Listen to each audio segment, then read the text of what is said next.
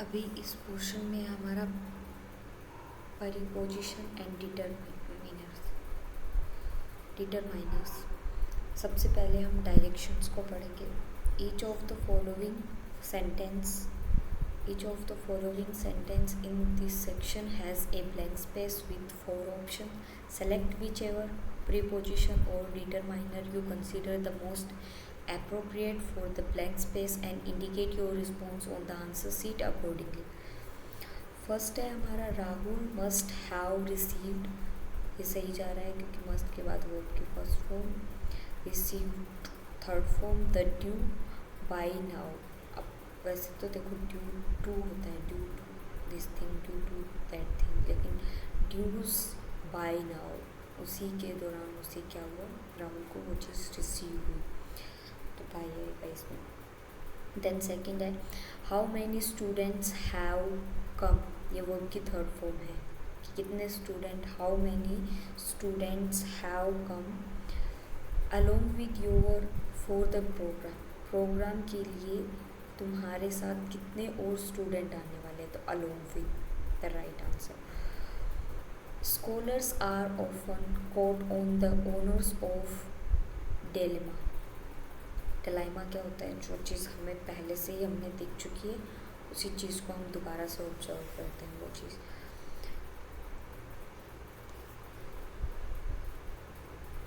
Okay 54 पढ़ लिया, कोई बात नहीं।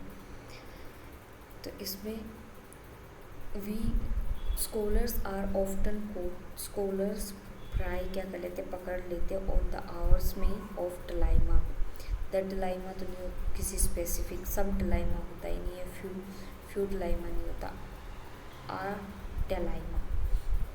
देन 53rd में you need to make others feels, तुम्हें किसी दूसरे की नीड होती है,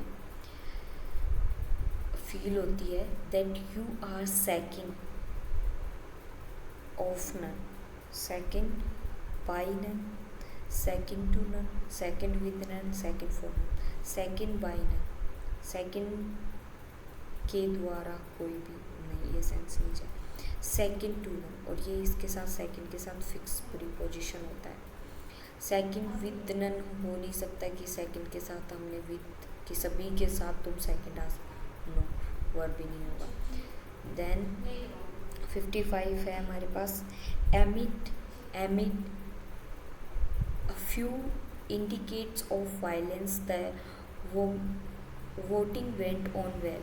अब देखो उसी दौरान कुछ तो वोटिंग करने आए होंगे, तो देखो एन तो बिल्कुल आता ही नहीं है, या तो आता है हमारे पास आ फ्यू या दा फ्यू या ओनली फ्यू, तो जो वोट करने हैं वो अच्छे से हो गया, तो मतलब कुछ लोग वहाँ आए थे, दा है नहीं इसमें। तो emit a few incident of violence the voting went on well. Then next question है university is a place of thinking and learning. University एक ऐसा प्लेस है जहाँ पे आप सोच सकते हो, जहाँ पे आप सीख सकते हो। तो 56 में हो जाएगा हमारा, देखो यूनिवर्सिटी, तो यू से स्टार्ट हो रहा है, यू, तो इसमें ए तो आएगा, सॉरी एन नहीं आएगा, एन नहीं आएगा इसमें, यू है तो कॉन्सोनेंट है, तो एन तो बिल्कुल भी नहीं आएगा।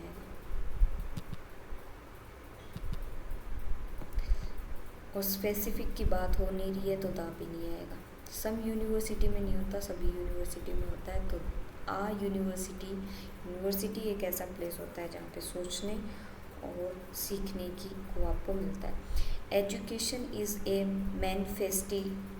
Manifestation of A perfection already in man, manufacture of the perfection already in a man, some perfection to perfection, of के बाद टू तो नहीं आएगा,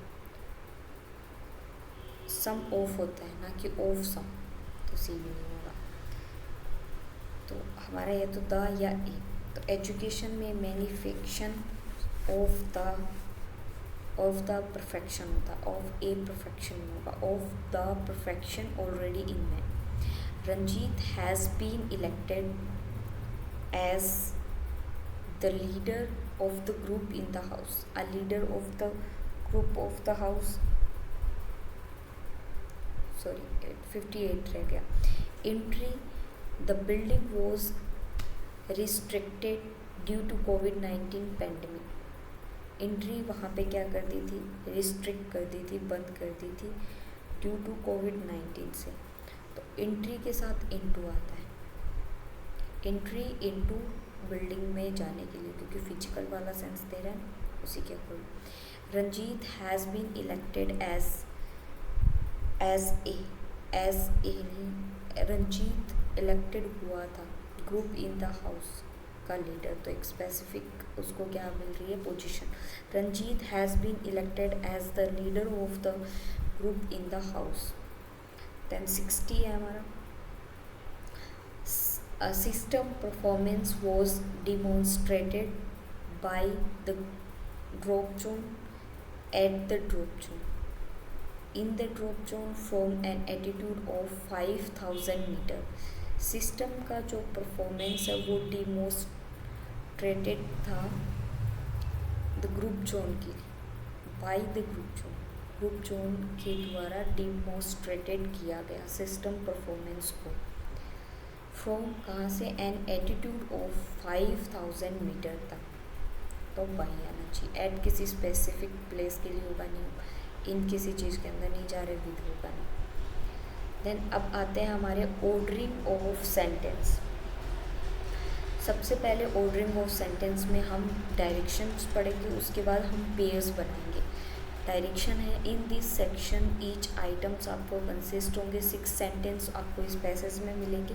first and 6 sentence are given दिए होंगे जिनके नेम होंगे S1 and last S6। The middle 4 sentence in each have been jumbled मिलेंगे, लेबल्ड है उनका P, Q, R and S से। You are required to find the proper sequence of the 4 sentence and 4 sentence को आपको एक sequence में रखना है and mark your response accordingly on your answer sheet. Answer sheet में आपको उसके अकॉर्डिंग आंसर देंगे। तो सबसे पहले हम S1 को पढ़ेंगे।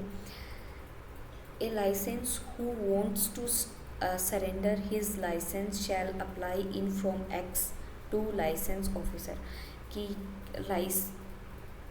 लाइसेंसी वो होता है जो चाहता है कि वो सरेंडर करे लाइसेंस को और अप्लाई करे इस फॉर्म के लिए लाइसेंसिंग ऑफिसर को।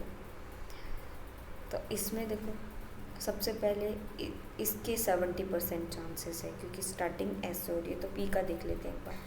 This shall not entitle to the licensee to any compensation by way to licence fee in any form.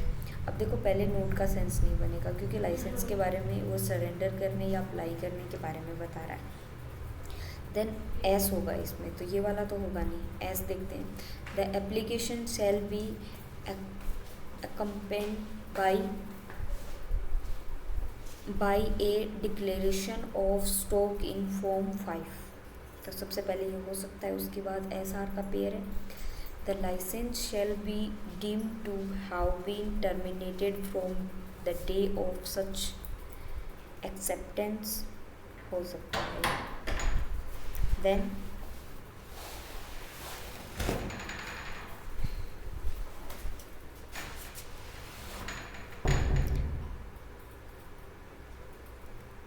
हो सकता है SQ की एप्लीकेशन को सबसे पहले हमने डिक्लेयर किया, अकम्पेन किया और उसको फॉर्म 5 में किया। Then Q, if the licence officer is satisfy, अगर जो फॉर्म हमने अप्लाई किया उससे लाइसेंस ऑफिसर सेटिस्फाई होता है, ही मे एक्सेप्ट द सरेंडर, वो हमारी सरेंडर को क्या कर सकता है, एक्सेप्ट कर सकता है। तो एस के बाद क्यू का पेयर कर रहा है क्योंकि सेटिस्फाई होना ना होना तो वो है एस के बाद क्यू, तो ये वाला नहीं होगा, ये वाला कट हो गई। इनमें से हो सकता है एस क्यू का पेयर है, एस क्यू का पेयर। अब पी आर होगा या आर पी होगा वो देखते हैं कि हो सकता है कि वो उसको एक्सेप्ट करे। The licence shall be deem to have been terminated, हो सकता है कि वो लाइसेंस को टर्मिनेट कर दे from the date of such acceptance के दौरान, हो भी सकता है। या फिर this shall not entitle the license to any compensation by way of license fee in any form। अब देखो, सबसे पहले उसने एक्सेप्ट भी कर सकता है, उसमें डाउट आएगा फिर कि हो सकता है कि वो उसको टर्मिनेट करे, है ना, या फिर हो सकता है कि उसको वो प्रोसेस करे और फिर उसकी फ़ीस ले। तो आर के बाद पी आना चाहिए। देन लास्ट पढ़ के देखते हैं, द लाइसेंसी हु हैज़ सरेंडर्ड की बात आई है इसमें। His licence shall be allowed to see an anti parties declare to another license or recognized museum in India। हो सकता है कि वो उसको सरेंडर करे और उसके लिए वो एंटिक चीज़ बन जाए, डिक्लेयर कर दे वो उसको।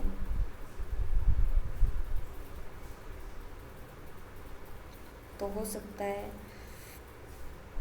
कि टर्मिनेट करने के बाद तो ये सेंस नहीं दे रहा, ये पूरा फॉर्म फुलफिल होगा, फीस अवे करेगा, तो लास्ट में पी आना चाहिए, तो ये नहीं होगा। तो ऑप्शन नंबर सी हमारा करेक्ट आंसर हो जाएगा। देन नेक्स्ट क्वेश्चन है हमारा, wind power is an inexhaustible source of clean energy. Wind power एक ऐसी अनएग्जॉस्टेबल सोर्स ऑफ क्लीन एनर्जी है जिसमें पी क्यू आर एस भी हो सकते हैं इसमें। तो during the last decade power production from the wind increase more than 25% हो सकता है। Although the cost of electric, पहली बात तो इसमें इलेक्ट्रिक एनर्जी की तो बात ही नहीं की अभी, ये वाला होगा नहीं। भी हो सकता है कि लास्ट डिकेड के according power of production much of the growth was in Europe where most of the world 17,000 megawatts of wind power is generated। हो सकता है। One expert called wind generation the fast growing electricity product। Electricity की अभी बात नहीं की हमने, तो एस भी नहीं होगा। उसके बाद आर देखते हैं, क्यों नहीं होगा और एस भी नहीं होगा। आर हो सकता है कि although cost of electric, no no no, क्यों नहीं होगा। आर देखते हैं, much of the growth was in European की तो बाद में बात करेंगे ना, तो पहले तो लास्ट डिकेड से कंपेयर करेंगे कि इतनी परसेंट मोर देन इतनी परसेंट वो इंक्रीज हुई है। तो सबसे पहले पी आना चाहिए। लास्ट में as example 30% of Denmark powers and more than 20%, मतलब Netherland, Spain and Germany is supplied by the wind power.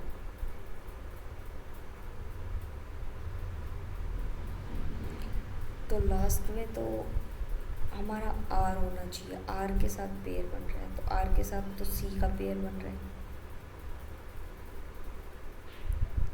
Are के साथ तो सी का पेयर बन रहा है।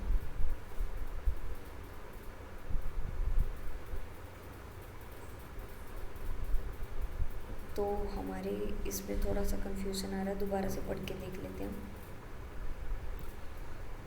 देखो last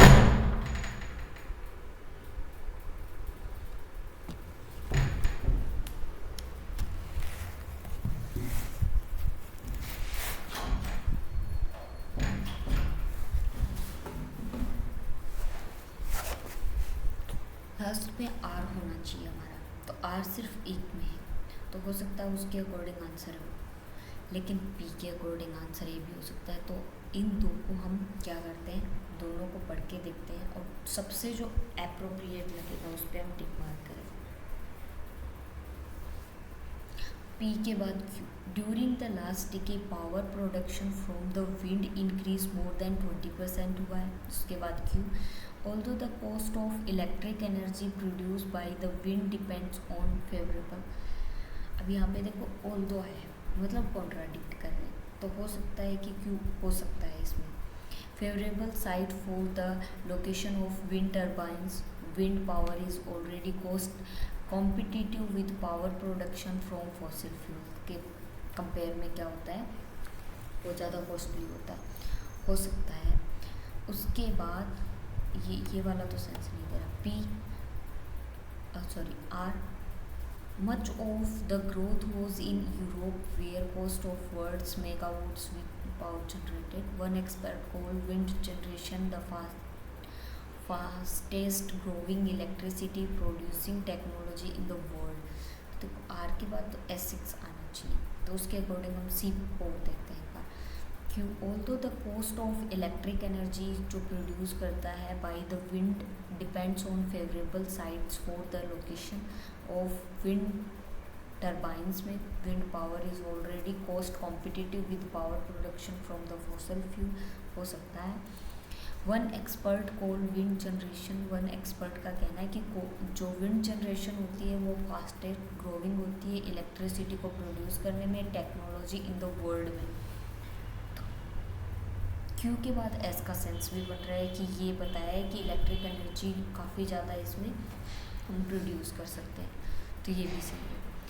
then P, during the last decade, ये भी हमें देखने को मिला है लास्ट डिके में power production from wind increase हुआ है 25%। मच ऑफ द ग्रोथ जो हुई है वो इन यूरोप में where cost of the world 17,000 megawatts of wind power is generated किया गया। उसी में एज एग्जाम्पल 30% डेनमार्क में and more than 20% power in Netherland में भी किया गया। Spain and Germany is supplied by the wind, वो भी इसमें अपना क्या कर रहे हैं, वो भी इसमें कंट्रीब्यूट कर रहे हैं। तो इसमें सबसे जो अप्रोप्रिएट आंसर है वो हमारा सी है।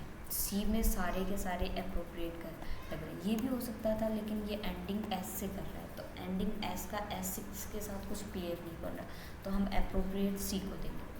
देन नेक्स्ट क्वेश्चन है education it is believed is inspirable from our societical aspiration, कि इंस्पायरेबल होती है एजुकेशन बिलीव करना फॉर सोशल इंस्पिरेशन हो सकता है। उसके बाद हम देखेंगे कि आर के चांसेस 50% है, आर पे एक बार मार्क कर लेते हैं। देन एस और क्यू को हम क्या करते हैं, देखते हैं एस और क्यू को। एस देखते हैं, इसके बाद it was to overcome the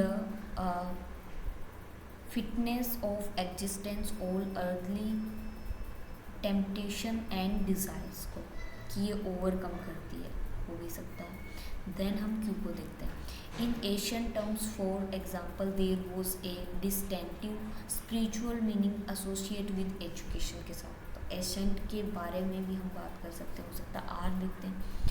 age this aspiration, अब देखो एस्पिरेशन है उसी से ही कनेक्ट कर रहा है, तो इसका मतलब आर होना चाहिए। और ये भी एज दिस इंस्पिरेशन, तो हमारा आर होना चाहिए इसमें। दिस इंस्पिरेशन वर्ल्ड व्यू देखता है undergoes a process of transformation with the changing time, so does the meaning for the education हो सकता है। आर के बाद में पी आना चाहिए, क्यू आना चाहिए। पी देखते हैं इसमें, एजुकेशन इज़ मैनी, अब देखो यहाँ पे एजुकेशन आया तो एजुकेशन से भी रिलेट कर सकता है हमारा। Education has many would argue for the realisation of the ultimate and absolute हो सकता है, लेकिन क्यू को देखते हैं एक बार कि ये अंडरगो करता है ये प्रोसेस ट्रांसफॉर्मेशन को विद चेंजिंग टाइम्स के साथ, does the meaning of for education के लिए इन एशियन टाइम्स, तो ये ज़्यादा अप्रोप्रिएट लग रहा है कि हो सकता है कि उस प्रोसेस में ट्रांसफॉर्मेशन देखने को मिले हैं। जैसे कि एशियन टाइम की बात करें, for example there was a distinctive spiritual meaning associate with education के साथ रहता था। देन एजुकेशन इज में, अब देखो यहाँ पे भी तो एजुकेशन है, एजुकेशन जो है एज मैनी वुड आर्ग्यू रहता है was for realisation for the ultimate and absolute, it was overcome, हम इसको ओवरकम कर सकते हैं finiteness of existence all early temptation and desire से, but for modern technical mind the preoccupation with supreme spiritual knowledge may not hold such fascination, fascination को वो क्या नहीं कर सकते, होल्ड नहीं कर सकते। तो अप्रोप्रिएट जो आंसर है वो इसमें हमारा है डी, क्योंकि आर के बाद पी का सेंस ना बन के क्यू का ज़्यादा सेंस बन रहा है। Next, he registered colonial education moved just because it came from the west. P के चांस 50% है, और एस और क्यू के चांस क्या है हमारे, एस और क्यू को देखते हैं पहले। ही ऑल्सो फेल्ट, हो सकता है एजुकेशन के बारे में फ्रॉम जो वेस्ट से आई। He also felt the English made one a stranger in one's own land. हो सकता है कि ऑल्सो से पहले कुछ और चीज़ को कनेक्ट करने की भी बात की गई हो। तो देखते हैं हम इसमें क्यू हो सकता है, क्यू को देखते हैं। For example, it was difficult from to accept English की तो बात ही नहीं की अभी, तो हमारा ये दो तो ऑप्शन, एस तो बिल्कुल भी नहीं होगा और क्यू भी नहीं होगा, क्योंकि इससे पहले कुछ आना चाहिए। तो पी हो सकता है। इनिशियल में ही dislike its inherent elitism is irrelevant लगा था as far as the needs of Indian rural means were concern रहा है उनके बीच में। पी के बाद आर का सेंस बन रहा है। Moreover with his profound पाया गया pedagogics sensitivity, he could see the damaging effect of colonial education के साथ। हो सकता है ये भी आर का भी सेंस बन रहा है कि मोर एवर, फिर भी हमें ऐसा पाया गया। लेकिन पी के बाद क्यू का सेंस बन रहा है कि जो रूलर्स थे फिर उसके बाद सीधा इंग्लिश में नहीं आएगा, तो इसका मतलब आर। और पी आर का पेयर सिर्फ एक में यहाँ भी था, लेकिन ये ऐसे स्टार्ट नहीं होगा, तो हमारा option number A correct answer हो जाएगा। देन 66 में ए crops is an abundant source of samples of English uses। abundant का मतलब बहुत ज़्यादा मात्रा में सोर्स है सैम्पल का इंग्लिश यूजेस का। तो हमारे इसमें पी क्यू आर एस सभी हो सकते हैं, देखते हैं एक करके। If this is to be of the meaning that has been previously explain, जो किया गया है, हो सकता है। If they are to functions as example, moreover we need to ask just what is they are intend to example of, हो सकता है ये भी। samples of the language isolated from their natural context of use will not normally exemplify word meaning। this is because the context will usually make it unnecessary to spell the meaning out। यहाँ पे देखो हमें एक चीज़ दिखी है,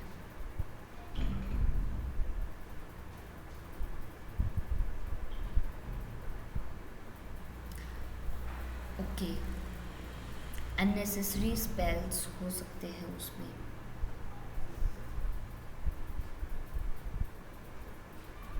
then last पढ़ते हैं, this is because the context will be usually making unnecessary to spell the meaning out of. It is not only the previously explained meaning of the word that we might want a sample to exemplify however, but also it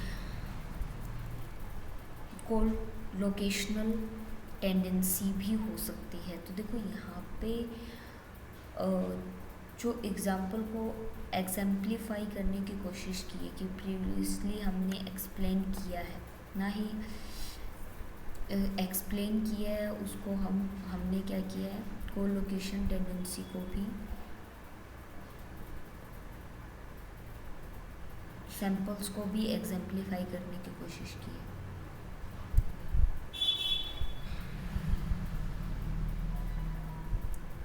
तो देखो जो S है ना वो कहीं ना कहीं connected है आर से। एक बार आर को पढ़ते हैं। सैम्पल ऑफ लैंग्वेज आइसोलेटेड रहते हैं फ्रॉम दियर नेचुरल कॉन्टेक्स्ट से। अब कॉन्टेक्स्ट यहाँ भी आ रहा है और कॉन्टेक्स्ट यहाँ भी आ रहा है। द कॉन्टेक्स्ट आया है तो इसका मतलब आर के बाद क्या होगा, एस के बाद क्या होगा, are. To make the unnecessary, तो एस आर लास्ट में होना चाहिए, तो आर इसमें और इसमें। तो ये तो दो ऑप्शन होंगे नहीं, क्यों हो सकता है if they are the function as example, कि इंग्लिश के बारे में वो एग्जाम्पल्स दे रहे हैं, फिर वो मीनिंग प्रीवियसली एक्सप्लेन कर रहे हैं, फिर एस द कॉन्टेक्स्ट एस आना चाहिए। एस आर का पेयर सिर्फ एक में, वो है ऑप्शन नंबर 1। तो हमारा क्वेश्चन का आंसर हो जाएगा ए। देन आपके लिए ये 3 क्वेश्चन 67, 68, 69, 70 4 क्वेश्चन है जो आप खुद से ट्राई करें।